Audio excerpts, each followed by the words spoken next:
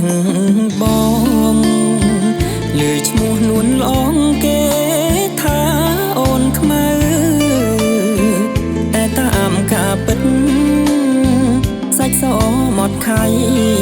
តែម្ដាយស្រីថ្លៃអើខ្មៅពីតូច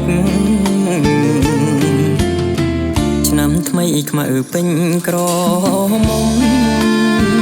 រូបល្អសែនសមគ្មានស្រីណាដូចខ្មៅជាស្រីខ្មែរគ្រប់លៀងសមស្លូតប្រាជ្ញាក៏ឆ្លាតស្ដាប់ពីងម៉ែថ្ងៃនេះបុណ្យចូលឆ្នាំថ្មីបងឃើញខ្មៅស្រីអូនរៀបចំផ្ទះបងរៀនទេវតាដាក់ផ្កាថ្វាយព្រះតាមស្លរូតរាំងជូនម្ដាយទៅវត្តបងឃើញខ្មៅពូនភ្នំខ្សាច់រួចអូនដាក់បាតដងទឹកស្រង់ព្រះជួនញៀងឃើញបងញញឹមសំស្រងអូនខ្មៅតែឈ្មោះសាច់សដូចសំឡី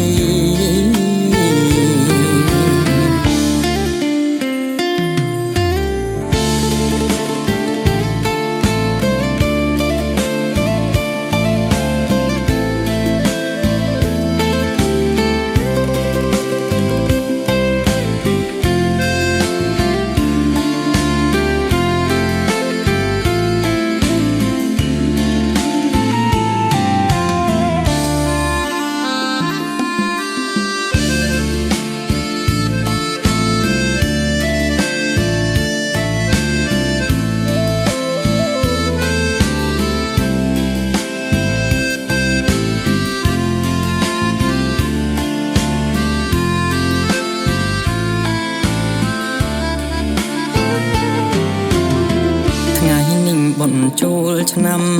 ថ្មីបងឃើញខ្មៅស្រីអូនរៀបចំផ្ទះ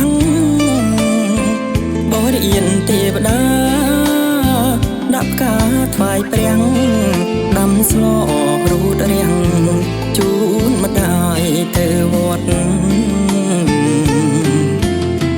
បងឃើញខ្មៅពូនភ្នំ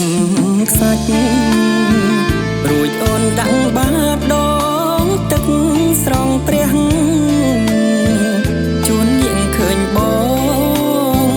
ញញឹមសំស្រងអូនខ្មៅតែឈ្មោះសាច់សដូ